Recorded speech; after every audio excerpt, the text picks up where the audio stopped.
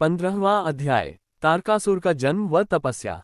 ब्रह्मा जी बोले, हे नारद, कुछ समय बाद वज्रान की पत्नी ने एक अत्यंत विशाल, बलशाली और पराक्रमी पुत्र को जन्म दिया।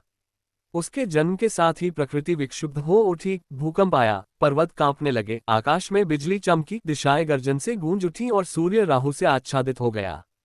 इन अशुभ संकेतों को देखकर कश्यप मुनि ने उसका नाम तारक रखा। बाल्यकाल से ही तारक का शरीर पर्वत समान विशाल और भयानक होता गया। युवावस्था में उसने माता पिता से तपस्या की अनुमति मांगी।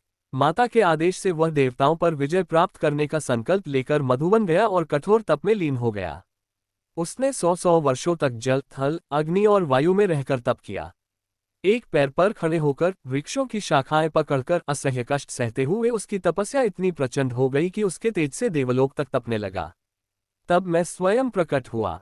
मैंने कहा, तारक, तुम्हारी तपस्या से मैं अत्यंत प्रसन्न हूँ, वर मांगो। तारक ने कहा, हे ब्रह्मा, पहला वर, इस सृष्टि में मेरे समान कोई बलशाली न हो।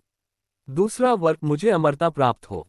मैंने उत्तर दिया, अमरता संभव नहीं, मृत्यु का विधान अवश्यंभावी है। कोई और वर मांगो। तब उसने कहा, मेरी मृत्यु केवल भगवान शंकर के वीर्य से उत्पन्न पुत्र के शस्त्र से ही हो। मैंने वर प्रदान किया और अपने लोक लौट गया। वर पाकर वह तारकासुर कहलाया और असुरों का राजा बना। उसने तीनों लोकों में आतंक फैला दिया। देवता, ऋषि, समुद्र, गंधर्व सभी भयभीत होकर अपनी अमूल्य वस्तुएं उसे अर्पित करने लगे।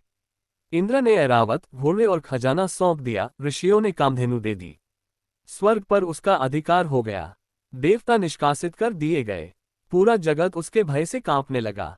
पृथ्वी, सूर्य, चंद्रमा, अग्नि और वायु सब उसके आतंक से विवश होकर कार्य करने लगे।